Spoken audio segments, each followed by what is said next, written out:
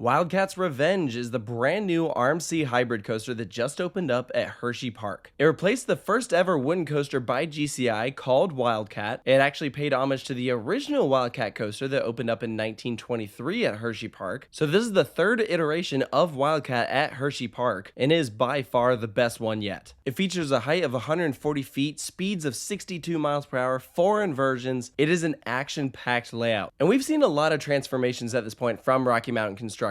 But I really love what they did with this rebuild. They really had to get creative with this one. You know, we've seen a couple GCIs get transformed at this point. I think about Joker at Six Flags Discovery Kingdom, which is, I think, one of the weakest RMCs. But Iron Gwazi replaced a dueling GCI, and that was incredible. One of the best ones yet, if not the best. So I think we were all watching to see how Wildcat would get redone, but I don't think any of us expected them to turn the original drop into the first element and build an entirely new lift hill structure from the ground up. That is absolutely incredible. This new layout in no way, shape, or form resembles the original. If you're not a fan of the Wildcat coaster, no worries, you're probably gonna love this one. It is a phenomenal ride experience with excellent pacing, great airtime, and a fluid range of motion as you're going from element to element. This is gonna be my full in-depth review of the attraction. We're gonna break it all down, tell you what you can expect, because we have several notable things here that we haven't really seen on other RMCs, starting with 3 train operations without a mid-course brake run. Sure, we've seen long rides like Steel Vengeance feature 3 trains, but when you have over 5,000 feet of track, that makes a lot of sense. The way Wildcat's Revenge gets around that is they have a separate load and unload station, completely transforming the original Wildcat station area. They turned the final set of brakes into an unload platform, the original load platform continues to be a load platform, and then they built an entirely new maintenance area, which is the first thing that you see when you're walking up to this attraction. You'll see this massive black building. It's pretty plain, but you do have that really awesome Wildcat's Revenge logo on the front, and of course that towering lift hill behind it. It makes for a very imposing entrance. As you walk up to the ride plaza, you'll notice that same Wildcat's Revenge sign, and directly to the left of it is a section of wood coaster track from Wildcat. Great way to pay homage to that original attraction. It reminds me how in Untamed's queue at Wallaby Holland, there's a bunch of wood coaster sections to pay homage to Robin Hood. But once you're past that, the actual queue is pretty much the same. Right before you get to the stairs though, we do have double-sided lockers. This is because there are no loose articles allowed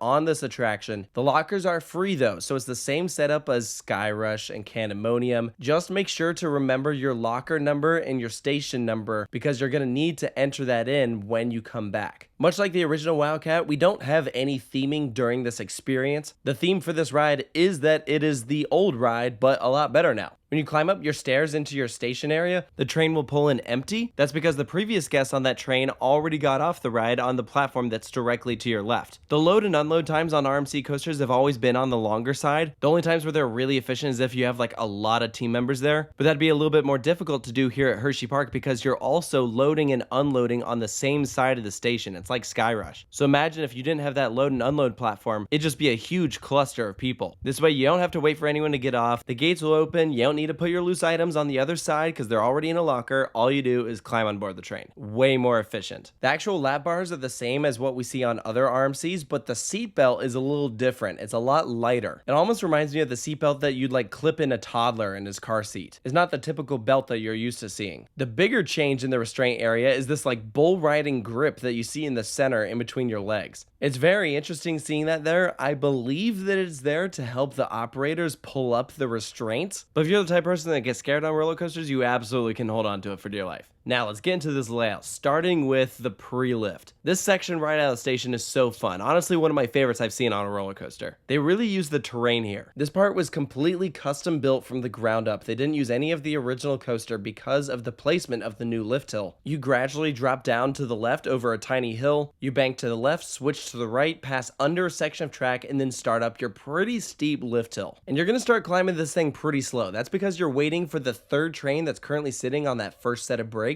to move into the unload platform. Once that brake run is clear, you're then gonna speed up, rise up all the way to the top, get a great view of the Hershey Gardens. You can see some of the other attractions to the right. There's a parking lot to the left, and then you drop down your 82-degree descent. And I think if you've done other RMCs, then you pretty much know what to expect with this first drop. It is certainly good. It's a lot of fun, but I didn't feel like it was anything crazy. It wasn't the standout moment for me. The first element that you hit on Wildcat's Revenge is where that original first drop was. It's the world's largest step-up underflip. That was the big marketing thing that they were talking about with this attraction. We've seen this maneuver on Joker. I think there's also one on Untamed. The way it's set up is you rise up, flip over, and then bank to the right. It's fun, but it doesn't feel that different from like Joker's step-up underflip. It's certainly a fun way to start off the coaster though. You have a lot of speed going through that thing. As you're banking low to the ground, you pass under a section of track and rise into a massive airtime hill, by far the biggest one on the ride. And this is, in my opinion, the best point where you're just gonna get shot up out of your seat. The ejector is so good, and it includes hand choppers on that drop off. The airtime hill just barely misses the stall that you're gonna go through in a minute. It's just a really cool, unique sensation. Usually the hand choppers come during the second half of the ride, but Wildcat starts with them right up front. You drop down, rise up into a little twist, and then bank sharply to the left. This is some great airtime here because you're being ejected out of your seat while you're hanging sideways. Definitely one of my favorite moments on the attraction. And as you twist out of it, that's when you enter your stall. Always a fun time hanging there upside down. We don't really have a maneuver like that here at Hersheypark, so I'm really glad they included that one. You snap out of it, bank to the right into a sideways wave turn. That's the second time where you experience that sideways ejector airtime. It's lower to the ground than we've seen on other wave turns. I'd say it feels similar to a motion that you feel on like Steel Vengeance during the second half of that ride. And then we enter the most surprising element of Wildcat's Revenge, the double down. So you rise up into your first hill, and this one feels pretty normal, but this is where it gets weird. This is a flat turn into another drop. Probably the first time on this attraction that you experience laterals because all of these other elements are highly banked. It was so weird. I can confidently say I've never experienced that sensation on another RMC. So I really like what they did there. Very unique moment. You then enter what I consider to be the back half of the attraction. You fly into a 0G roll, bank up to the left, fly into then your final inversion. This one is in the structure, so very cool. Has a different feeling than that other inversion that you just went through a second ago. You know, I drew a comparison to Steel Vengeance earlier. This one definitely feels like one of those moments when you're just like flipping through the structure. You're just surrounded by all of this wood. It's mesmerizing. You twist to the right, go through a little sideways airtime hill, just a very quick pop out before correcting itself. And as you're turning to the right, you then twist to the left where you experience some more laterals, this time into the brake run. Another moment that I did not expect. I almost compare it to how Storm Chaser enters the brake run, but in this case, you don't see it coming because all of that wood structure is blocking your view. You know, on Storm Chaser, you can see what's about to happen. Overall, it's a fantastic experience. So fast-paced, I think you could definitely make an argument for it being the best attraction at Hersheypark. But the lineup here is so strong that also, I wouldn't be surprised if people have it at like their third favorite or even fourth favorite. It just depends on personal preference. But I think most people are going to put it at 1 or 2. For me personally, I need more rides on it before deciding where I place it in the park. But it definitely is one of the top 2 spots. It's either that or Sky Rush. And this offers a very different experience than that one. If you've experienced Zadra at Energylandia, I kind of compare this to like a mini version of that, but this has better airtime than Zadra in my opinion. It's just that Zadra has that like speed and power, that's why this kind of reminded me of it. I know people are going to ask in the comments, of the 2 new RMCs that opened up this year, this and Air Force 1, after my first initial rides on Wildcat's Revenge, I do lean towards preferring Air Force 1, which is actually in line with the original prediction I made. Though what's ironic is I don't like the ending on Air Force 1. There's no bad parts of Wildcat's Revenge. So who knows, maybe when I get some like night rides on it later this summer, I'll change my mind. After my first initial rides on it, I would say this is like mid to upper tier RMC. It's a phenomenal addition to Hersheypark. They really needed something like this. So for Wildcat's Revenge's final score, I'm giving it a 9 out of 10. Very, very strong attraction. Not too short, not too much, just enough that the public will be able to enjoy it. The enthusiasts are going to go nuts for it. It hits all the marks that you want it to. I highly recommend coming out here to Hersheypark to experience it. So let me know down in the comments below if you've experienced this ride. What do you think of it? Do you agree with the points that I brought up? If you're new to the channel, please go check out other coaster reviews we've done on this channel. Thank you so much for watching, and I'll see you next time.